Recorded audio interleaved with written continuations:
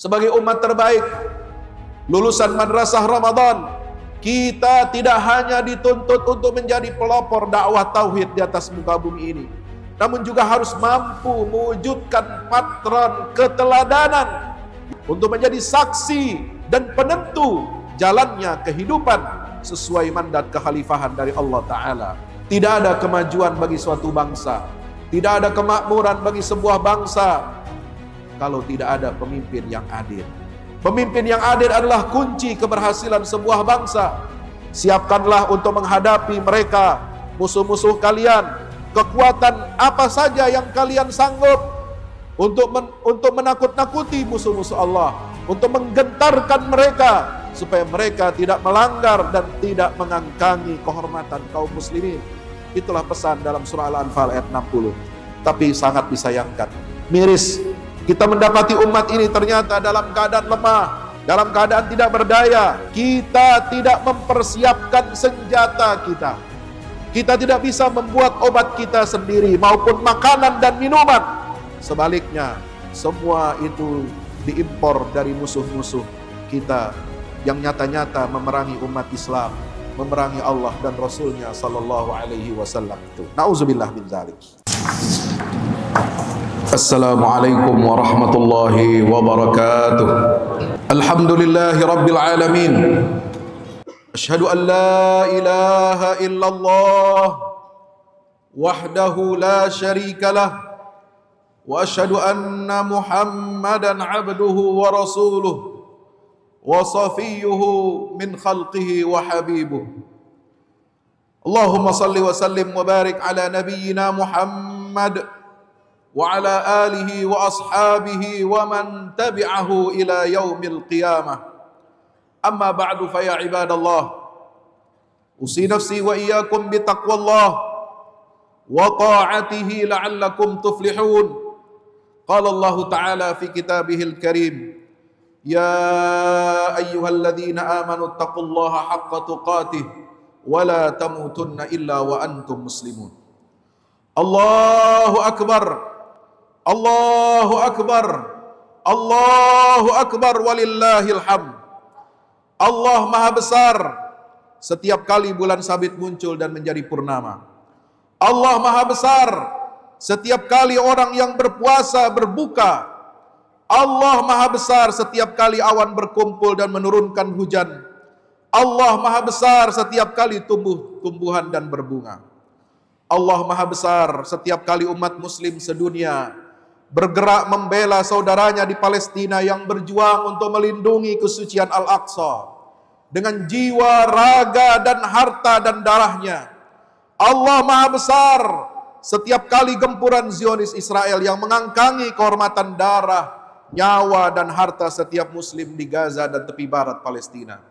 Allahu akbar setiap kali pemimpin negara-negara muslim tidak berdaya untuk sekedar mengirimkan bantuan logistik dan militernya untuk melindungi umat Rasulullah di Gaza dari agresi Zionis dengan dukungan penuh Amerika Serikat. Allahu akbar setiap kali dia menyingkap penyakit waham, nifak, dan khudlan sebagian penguasa dan kaum yang konon disebut ustadz dan ulama di negeri Arab dan Muslim yang menjadi corong penjajah Zionis dan menistakan martabat para mujahidin di Palestina. Allahu akbar yang telah memberikan kemenangan kepada perjuangan rakyat dalam revolusi Suriah, di Sudan, Yaman, dan lain sebagainya. La ilaha illallah, Allahu akbar, walillahil hamd. Segala puji bagi Allah yang telah memudahkan bagi kita hamba-hambanya untuk beribadah di bulan suci Ramadan, yang memudahkan jalan kita semua dan memberikan balasan atas amal kita dari perbendaharaan kemurahannya yang tidak terhitung. Kita memujinya sebab dialah Allah yang berhak untuk kita puji dan kita syukuri. Kita bersaksi bahwa tidak ada Tuhan selain Allah yang Esa, tiada sekutu baginya, dan kita bersaksi bahwa Muhammad sallallahu alaihi wasallam adalah hamba dan utusannya, orang pilihan dan kekasihnya. Salawat dan salam semoga senantiasa tercurah kepada beliau, kepada keluarganya, kepada para sahabatnya yang mulia, serta kepada orang-orang yang mengikuti mereka dengan kebaikan hingga yaumil qiyamah. Saudaraku kaum mukminin yang beriman, senantiasa hari ini kita bertakbir, memuji Tuhan kita yang maha suci, karena Dia Allah Ta'ala telah membimbing kita ke jalannya yang lurus. Walitukmilul iddata walitukabbirullaha ala ma hadakum wa la'allakum tashkurun. Saudaraku yang dirahmati Allah Subhanahu wa Ta'ala, sungguh kita memuji Allah karena kita telah menyempurnakan bulan yang penuh berkah ini bagi kita. Segala puji bagi Allah dengan pujian yang banyak, baik dan penuh keberkahan. Selamat atas hari agung, ya hari yang agung ini, wahai hamba Allah. Segala puji bagi Allah yang telah menganugerahkan kepada kita datangnya hari raya yang diberkahi ini, sementara kita berada dalam keamanan dan kedamaian, keselamatan dan keimanan. Ma'asyiral muslimin, rahimani wa rahimakumullah. Sudah menjadi ketetapan Allah bahwasanya kehidupan suatu umat pasti mengalami pasang surut. Banyak tantangan sekaligus peluang. Al-Quran menyebutnya dengan sunnah dipergilirkan, wa tilkal ayyamu nudawiluha bainan nas, sebagaimana surah Ali Imran ayat 140. Juga Allah Ta'ala senantiasa membela hamba-hambanya yang beriman. Innallaha yudafi'u 'anil ladzina amanu, dalam surah Al-Hajj ayat 40. Demikian pula adanya sunnah perubahan sebagaimana disitir dalam surah Ar-Ra'd ayat 11. Innallaha la yughayyiru ma biqaumin hatta yughayyiru ma bi anfusihim. Tantangan terbesar umat kita saat ini, baik di negeri kita maupun di seluruh dunia muslim, adalah kebodohan sekaligus pembodohan umat, kediktatoran politik dan kelemahan pertahanan militer negeri-negeri muslim, walaupun hanya sekedar untuk melindungi saudara-saudara kita yang dizalimi oleh musuh. Sejak 1455 tahun silam, ketika Allah turunkan Al-Quran kepada Nabi kita Muhammad sallallahu alaihi wasallam, cahaya petunjuk Al-Quran itu telah berhasil mengusir kegelapan alam jahiliyah, mengikis kabut kelamnya kediktatoran dan tirani, serta memperkuat benteng ketahanan dan pertahanan risalah ini dari agresi musuh selama berabad-abad, dan ini berlangsung lebih dari 1300 tahun. Maka untuk membangun kekuatan umat Islam, Allah Subhanahu wa Ta'ala telah memberikan petunjuk yang rinci dan sempurna. 2 surah Allah turunkan di periode Makkah, yaitu surah Al-Qalam dan Asy-Syura, dan 1 surah di periode Madinah, yaitu surah Al-Hadid, kepada baginda Rasul sallallahu alaihi wasallam. Untuk apa? Untuk tujuan izharuddin, memenangkan Islam, sebagaimana yang tertuang di dalam firman Allah surah At-Taubah ayat 33, surah Al-Fatah ayat 28, dan surat Shaf ayat 9. Allahu Akbar, Allahu Akbar, Allahu Akbar, walillahil hamd. Ma'asyiral muslimin yang dirahmati Allah, kita umat Islam sungguh memerlukan 3 kekuatan ini yang telah disinggung oleh Al-Quranul Karim. Yang pertama adalah kekuatan pena atau Al-Qalam, sebagai simbol peradaban ilmu pengetahuan yang tinggi. Nun wal qalami wama yasturun. Kedua adalah kekuatan musyawarah, sebagai pilar politik Islam yang unggul, sebagaimana Allah firmankan dalam surah Asy-Syura 38, walladzina istajabu lirabbihim wa aqamus shalah wa amruhum syura bainahum wa mimma razaqnahum yunfiqun. Ciri orang-orang yang beriman adalah mereka senantiasa menyambut seruan dari Tuhan mereka, mendirikan salat, dan semua perkara-perkara di antara mereka diselesaikan dengan cara musyawarah. Yang ketiga adalah kekuatan besi, yang bermakna ketangguhan militer negeri-negeri muslim. Bukankah Allah Ta'ala berfirman dalam surah Al-Hadid ayat 25, laqad arsalna rusulana bil bayyinat wa anzalna ma'ahumul kitaba wal mizan liyaquman nasu bil qist wa anzalna al-hadida fihi ba'sun syadid wa manafi'u lin-nas waliya'lamallahu man yansuruhu wa rusulahu bil ghaib innallaha qawiyyun aziz. Sungguh kami telah mengutus rasul-rasul kami, kata Allah, dengan membawa bukti-bukti yang nyata, dan telah kami turunkan bersama mereka Alkitab dan neraca keadilan, supaya manusia dapat melaksanakan keadilan. Dan kami ciptakan besi yang padat, yang padanya terdapat kekuatan yang hebat dan berbagai manfaat bagi manusia, supaya mereka mempergunakan besi itu, dan supaya Allah mengetahui siapa yang menolong agamanya dan rasul-rasulnya, padahal Allah tidak dilihatnya. Sungguh Allah Maha Kuat lagi Maha Perkasa. Allahu Akbar, Allahu Akbar, walillahil hamd. Masyarul muslimin rahmati Allah Subhanahu wa taala, bersyukurlah kita yang telah menjalani prosesi pendidikan dan penyucian jiwa selama 1 bulan lamanya di bulan Ramadan ini. Sebagai umat terbaik, lulusan madrasah Ramadan, kita tidak hanya dituntut untuk menjadi pelopor dakwah tauhid di atas muka bumi ini, namun juga harus mampu mewujudkan patron keteladanan yang dalam bahasa Al-Quran disebut syuhada a'lan nas, untuk menjadi saksi dan penentu jalannya kehidupan sesuai mandat kekhalifahan dari Allah Ta'ala. Maka umat Islam harus menjadi penentu kemajuan bangsa dalam hal-hal berikut ini. Yang pertama adalah moral etika, kedua pendidikan iptek, yang ketiga pembangunan ekonomi, 4 persatuan kesatuan bangsa, yang kelima adalah lahirnya wujudnya pemimpin yang adil, yang keenam keadilan sosial, dan yang ketujuh kerja yang produktif. Ma'asyiral muslimin rahmati Allah Ta'ala. Yang pertama, Islam menekankan pentingnya akhlak sebagai dasar kehidupan bermasyarakat dan berbangsa. Allah Ta'ala berfirman, innallaha ya'muru bil adli wal ihsan wa ita'i dzil qurba wa yanha 'anil fahsya'i wal munkari wal baghi ya'izukum la'allakum tadhakkarun. Sungguh Allah menyuruh kamu untuk berlaku adil dan berbuat kebajikan, memberi kepada kaum kerabat, dan Allah melarang dari perbuatan keji, kemungkaran dan permusuhan. Sehingga ayat ini menegaskan apa? Pentingnya keadilan, kebajikan dan penghindaran dari dosa-dosa sosial. Inilah makna dari sabda Nabi sallallahu alaihi wasallam, innama bu'itstu liutammima makarimal akhlaq. Aku diutus tidak lain adalah untuk menyempurnakan akhlak yang mulia. Dengan menerapkan akhlak yang mulia seperti kejujuran, keadilan dan amanah yang merupakan hasil dari tempaan madrasah Ramadan ini, maka umat Islam dapat menjadi teladan dan penentu dalam kehidupan berbangsa dan bernegara. Allahu Akbar, Allahu Akbar, Allahu Akbar, walillahil hamd.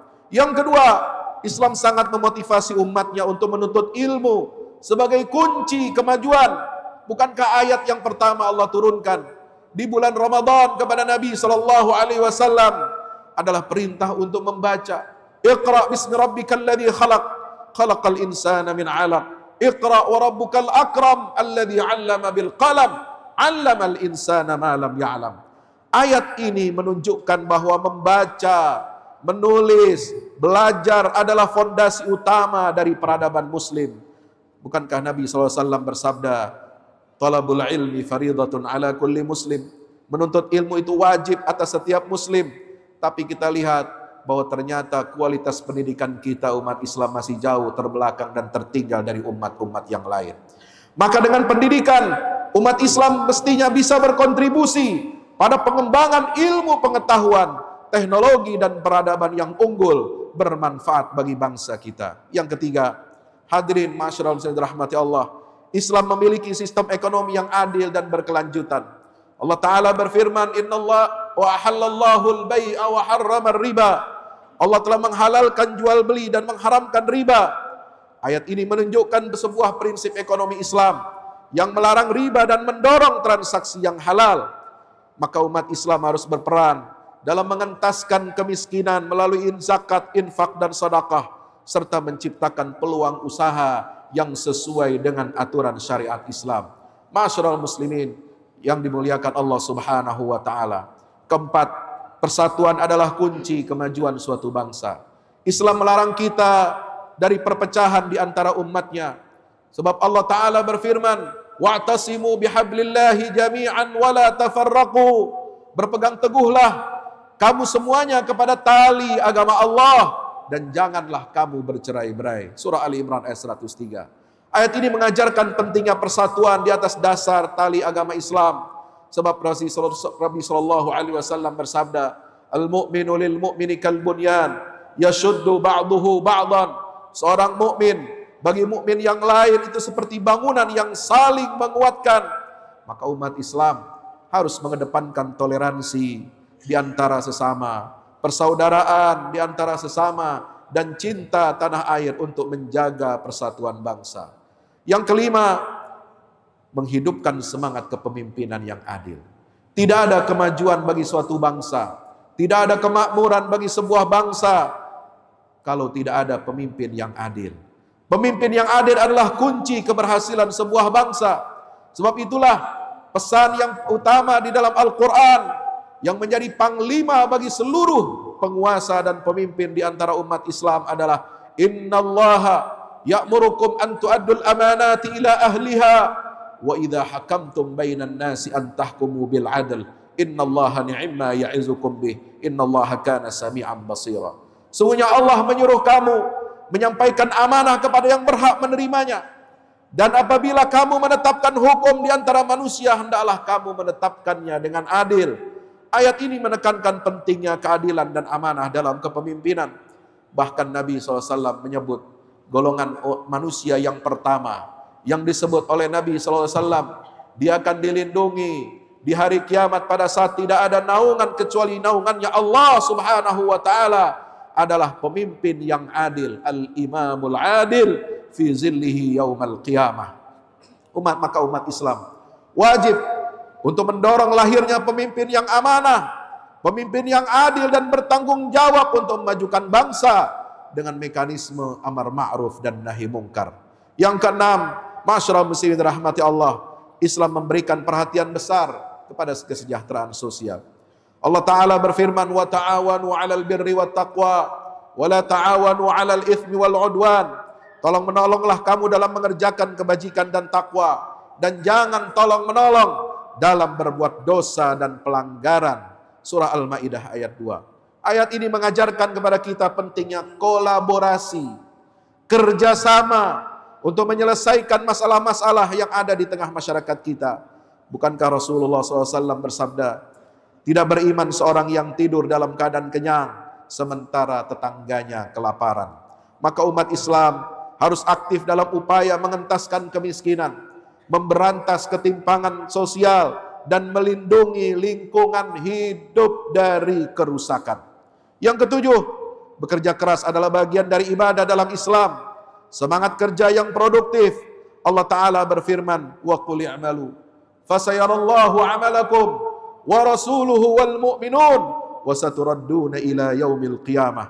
Allah Subhanahu wa Ta'ala berfirman, dan katakanlah, bekerjalah kamu semua, maka Allah akan melihat pekerjaanmu, begitu pula Rasulnya dan orang-orang yang beriman.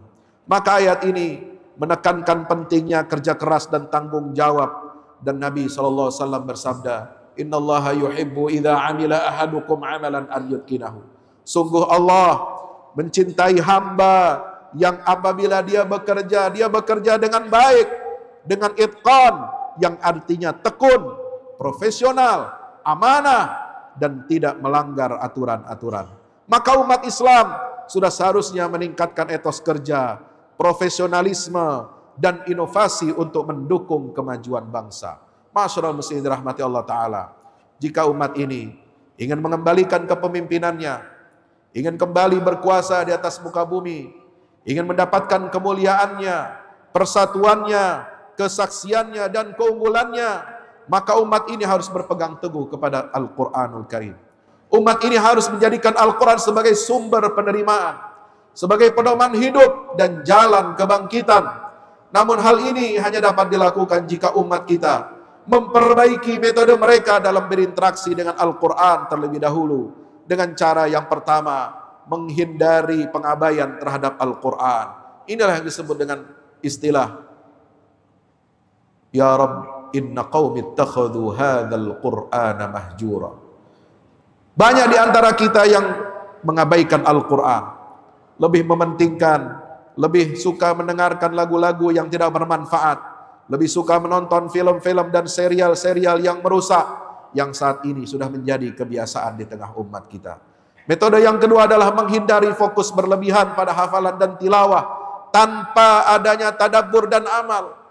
Tidak cukup hanya dengan hafalan, tidak cukup hanya dengan membaca tanpa tadabbur, sebab tadabbur, merenungkan makna dan amal merupakan prioritas yang sering diabaikan oleh sebagian umat kita saat ini. Allah Ta'ala berfirman, fastamsik billadzi uhiya ilaika innaka ala siratim mustaqim wa innahu ladzikrun laka wa liqaumika wa sawfa tus'alun. Demikian Allah Ta'ala berpesan dalam surah Az-Zukhruf ayat 43 sampai 44. Berpegang teguhlah kamu kepada apa yang telah diwahyukan kepadamu. Sesungguhnya engkau berada di atas jalan yang lurus, dan sesungguhnya Al-Quran itu benar-benar menjadi peringatan dan kemuliaan bagimu dan bagi kaummu, dan kamu kelak akan dimintai pertanggungjawaban. Allahu Akbar, Allahu Akbar, Allahu Akbar walillahil hamd. Mengapa kita harus berpegang kepada Al-Quran?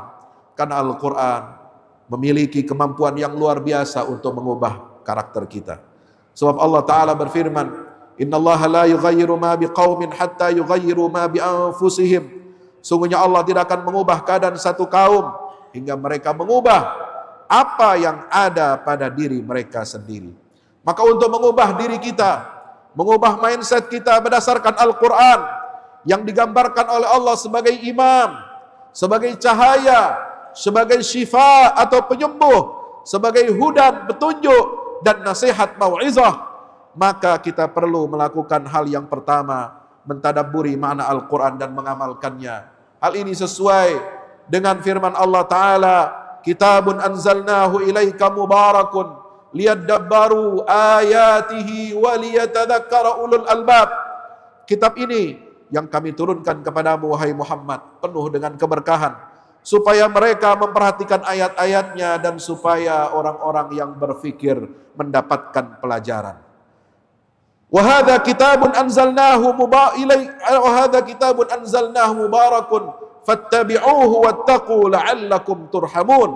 Dan ini Al-Quran adalah kitab yang kami turunkan yang diberkati, maka ikutilah dia dan bertakwalah agar kamu diberi rahmat Allah Subhanahu wa Ta'ala.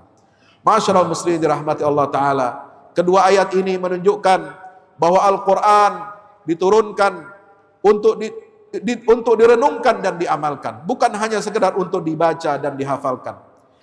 Maka meski begitu, membaca Al-Quran tetap memiliki pahala, sebagaimana Allah Ta'ala berfirman dalam surah Fatir ayat 29, Innal ladzina yatluna kitaballah wa aqamus salah wa anfaqu mimma razaqnahum sirran wa alaniyatan yarjuna tijaratan lan tabur liwafiyahum ujurahum wa yazidahum min fadlih wallahu ghafurun syakur. Sungguh orang-orang yang selalu membaca kitab Allah, mendirikan salat, menginfakkan sebagian dari rizki yang kami anugerahkan kepadanya secara sembunyi atau terang-terangan, mereka itu mengharapkan perniagaan yang tidak pernah merugi, agar Allah menyempurnakan pahala mereka dan menambahkan dari karunia-Nya.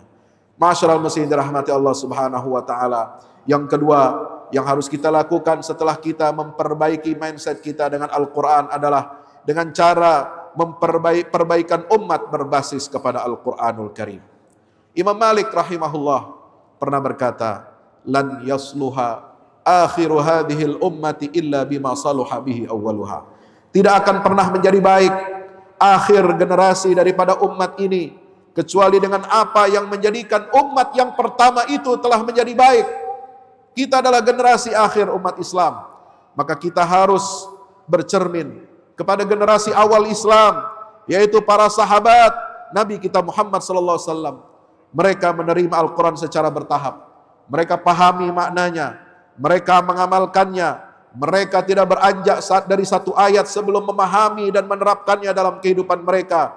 Hal inilah yang membuat mereka menjadi generasi yang diangkat derajat kemuliaannya oleh Allah Subhanahu wa Ta'ala. Nabi SAW bersabda, Innallaha yarfa' bihadzal kitabi aqwaman wa yada'u bihi akharin. Sungguh Allah mengangkat derajat satu kaum dengan kitab ini dan merendahkan yang lain dengannya. Mengikuti jejak generasi Quran yang unik ini, yaitu dengan cara menerima, memurnikan diri dan meraih kemuliaan, maka kita harus berkaca, bercermin kepada mereka. Tetapi sayangnya, setelah itu muncullah generasi yang mengabaikan hubungan dengan Al-Quran, meninggalkan metode yang lurus dalam berinteraksi dengan Al-Quran, sehingga akibatnya semakin lebar jurang pemisah antara umat Islam ini dengan tadabbur dan amal dengan Al-Quran. Sehingga kita terjebak dalam kemunduran, dalam perpecahan, ketergantungan kepada asing, bahkan ketergantungan kepada pihak penjajah, kita berada dalam kehinaan dan kelemahan. Allahu Akbar, Allahu Akbar, Allahu Akbar walillahil hamd. Namun ma'asyiral muslimin dirahmati Allah, selama masih ada kebaikan dalam umat Muhammad SAW hingga hari kiamat, kita selalu memiliki harapan. Lihatlah Gaza hari ini, sebuah kota yang kecil di Palestina sana. Mereka mengangkat panji-panji kembali kepada Al-Quran melalui metode tadabbur, pengamalan, studi, dan praktek lapangan. Kita telah menyaksikan kamp-kamp Al-Quran yang diadakan oleh Gerakan Perlawanan Palestina selama liburan musim panas setiap tahunnya, menghasilkan puluhan ribu pemuda dan pemudi yang memetik manfaatnya dalam bentuk keteguhan, ketahanan, perjuangan, dan mereka siap untuk mati syahid di jalan Allah Ta'ala. Namun umat lainnya sayangnya masih jauh dari metode seperti ini. Meskipun jumlah para penghafal Al-Quran dan pembaca Al-Quran ini banyak di negeri kita. Contohnya, perintah pertama yang Allah turunkan, Iqra. Apabila kita renungkan saat ini realitas umat yang diperintahkan untuk membaca, maka kita dapati bahwa umat ini ternyata malas untuk membaca dan tidak produktif untuk menghasilkan ilmu pengetahuan dan teknologi. Hal ini tercermin dalam rata-rata tingkat literasi, tingkat membaca di dunia Arab dan Muslim yang tidak melebihi 1 halaman per orang per tahun. Hubungan umat dengan janji dan waktu, seringkali kita mengabaikan elemen penting peradaban yang satu ini, yaitu menghargai waktu dan menepati janji. Di mana peradaban maju, negeri-negeri yang maju, mereka selalu menghormati waktu dan menepati janji kepada orang yang diberikan janji. Namun kita saksikan bahwa umat ini banyak mengabaikan hal tersebut, padahal Allah telah menegaskan, wa aufu bil ahdi innal ahda kana mas'ula. Tepatilah janji, sesungguhnya janji itu akan diminta pertanggungjawabannya. Wa aufu bi ahdillahi idza ahadtum. Penuhilah janji Allah apabila kamu telah berjanji. Walladzina yufuna bi ahdihim idza ahadu. Dan orang-orang yang menepati janji mereka apabila mereka berjanji. Belum lagi ayat-ayat yang lain yang senada, yang senantiasa mendorong kita untuk menjadi orang yang disiplin dan menepati janji kita. Ma'asyiral muslimin dirahmati Allah Ta'ala. Allah Ta'ala perintahkan kita untuk mempersiapkan kekuatan. Wa a'iddu lahum mastata'tum min quwwah wa min ribatil khail turhibuna bihi aduwallahi wa aduwakum. Siapkanlah untuk menghadapi mereka, musuh-musuh kalian, kekuatan apa saja yang kalian sanggup untuk menakut-nakuti musuh-musuh Allah, untuk menggentarkan mereka supaya mereka tidak melanggar dan tidak mengangkangi kehormatan kaum muslimin. Itulah pesan dalam surah Al-Anfal ayat 60. Tapi sangat disayangkan, miris, kita mendapati umat ini ternyata dalam keadaan lemah, dalam keadaan tidak berdaya. Kita tidak mempersiapkan senjata kita. Kita tidak bisa membuat obat kita sendiri maupun makanan dan minuman. Sebaliknya, semua itu diimpor dari musuh-musuh kita yang nyata-nyata memerangi umat Islam, memerangi Allah dan Rasulnya Sallallahu Alaihi Wasallam. Kita masih bangga makan makanan, produk-produk yang dihasilkan oleh komprador Zionis Israel. Kita masih bangga menggunakan perkakas alat-alat rumah tangga, alat cuci, mandi, sabun, sampo, dan lain sebagainya yang diproduksi oleh mereka yang selama ini mendukung dan mensupport penjajahan atas bumi Palestina yang diberkahi oleh Allah Subhanahu wa Ta'ala. Lalu kita dengan mudah mengatakan, dengan entengnya mengatakan, Gaza sekarang sudah aman, sudah ada gencatan senjata, ayo kita kembali makan lagi produk-produk yang sudah kita boikot itu. Nauzubillah min zalik. Saudara yang dirahmati Allah Ta'ala, Allah telah melarang kita untuk bertikai. Wala tanaza'u fatafshalu wa tadhhabu wa tadhhaba rihukum wasbiru. Janganlah kamu berbantah-bantahan yang menyebabkan kamu menjadi gentar dan hilang kekuatanmu. Demikian surah Al-Anfal 46. Namun kita lihat umat ini selalu dalam kondisi terpecah belah dan tidak memiliki kesatuan kata. Ma'asyiral muslimin yang dirahmati Allah Subhanahu wa Ta'ala, maka akhirnya saya ingin menegaskan kembali bahwa tidak ada jalan bagi kebangkitan umat ini, baik individu dan institusinya, maupun negara dan wilayahnya, kecuali dengan menjadikan Al-Quran sebagai sumber utama dalam menerima ilmu pengetahuan, penyucian diri dan jalan kemajuan. Hal ini harus dilakukan dengan metode tadabbur terhadap makna dan tujuan Al-Quran, serta pengamalan isinya di semua tingkat dan dalam segala bidang. Kita tidak setuju kalau ada yang mengatakan Indonesia ini gelap. Indonesia ini terang insya Allah dengan cahaya Al-Quran. Indonesia akan terang benderang apabila pemimpinnya, apabila rakyatnya, apabila ulamanya, apabila elit politiknya senantiasa merujuk kepada panduan, kepada petunjuk-petunjuk Al-Quranul Karim dalam kehidupan berbangsa dan bernegara, dalam menyelesaikan segala permasalahan kehidupan di negeri kita. Maka mari kita renungi metode tadabbur yang telah ditetapkan atau ditulis oleh Syekh Yusuf Al-Qaradawi rahimahullah. Seorang pemilik Al-Quran hendaknya menjadi cermin yang dengannya orang-orang dapat melihat keyakinan, melihat nilai-nilai adab dan akhlak Al-Quran. Dia membaca Al-Quran dan ayat-ayatnya membenarkannya. Bukan membaca Al-Quran, tetapi ayat-ayatnya justru melaknatnya. Salah satu syarat tadabbur adalah pembaca harus merespon Al-Quran yang dibacanya, terlibat dengan akal dan hatinya saat membaca. Dia harus berada dalam keadaan hadir, sadar dan responsif untuk memikirkan makna dari apa yang diucapkannya, memahami arti setiap ayat, merenungkan perintah dan larangan, serta menerima kebenaran isinya. Jika dia membaca sesuatu yang dulu dia lalaikan, dia harus memohon maaf dan meminta ampun kepada Allah. Jika dia membaca ayat tentang rahmat, ia merasa bahagia dan memohon rahmat Allah. Jika ia membaca ayat tentang azab, ia merasa takut dan berlindung kepada Allah. Jika ia membaca ayat tasbih, ia bertasbih dan mengagungkan Allah. Jika ia membaca ayat doa, ia memohon dan meminta kepada Allah dengan sungguh-sungguh.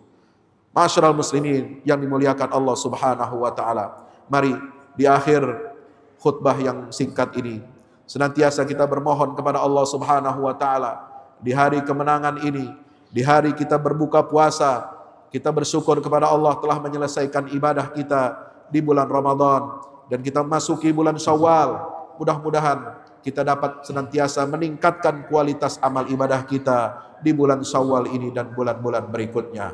Alhamdulillahirabbil alamin. Allahumma salli wa sallim wa barik ala nabiyyina Muhammadin wa ala alihi wa sahbihi ajma'in. Allahumma ighfir lil muslimin wal muslimat wal mu'minin wal mu'minat al ahya'i minhum wal amwat innaka ya rabbana sami'un qaribun mujibud da'awat. Allahumma ansuril islam wa 'izzal muslimin wa'ali bifadlika kalimatil haqqi ila yaumiddin.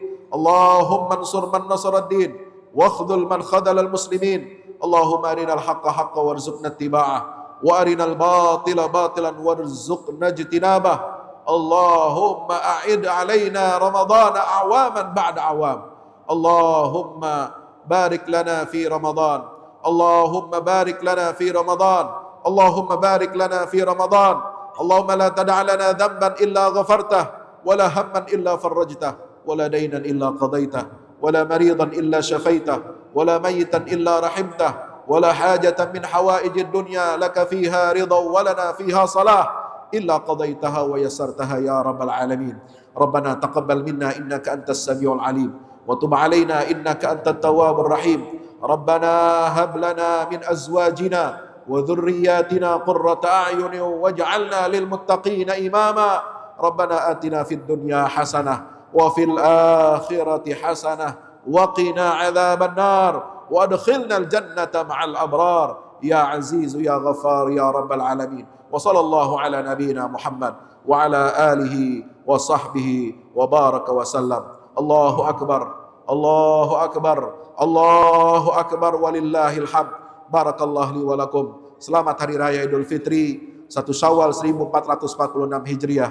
Taqabbalallahu minna wa minkum salihal a'mal wa kullu amin wa antum bi khair. Wassalamu alaikum warahmatullahi wabarakatuh.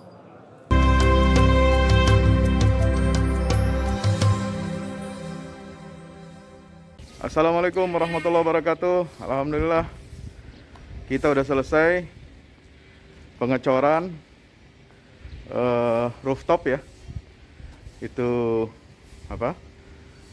Tangga buat ke bawah. Yang ini di atas buat toren 2 biji. Ini semua udah dikeliling tembok. Ya, ini untuk lantai paling atas buat futsal, buat jemuran, buat apa, tanaman hidroponik juga ntar insya Allah. Ya, terus support ya teman-teman. Alhamdulillah terus selesai pengecorannya semuanya. Ya, ini progres kita terbaru. Dan jadi buat olahraga, buat utilities ya, multiguna. Nah, kita turun sini semua. Ini lantai 3. Ini untuk asrama ya, untuk kamar-kamar, dan nah di situ musola. Nanti di situ musola ya. Ini kamar-kamar dan musola buat santri-santri tahfiz kita insya Allah.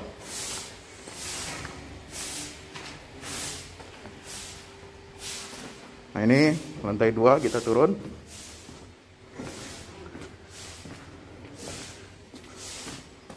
Ini untuk kelas-kelas ya.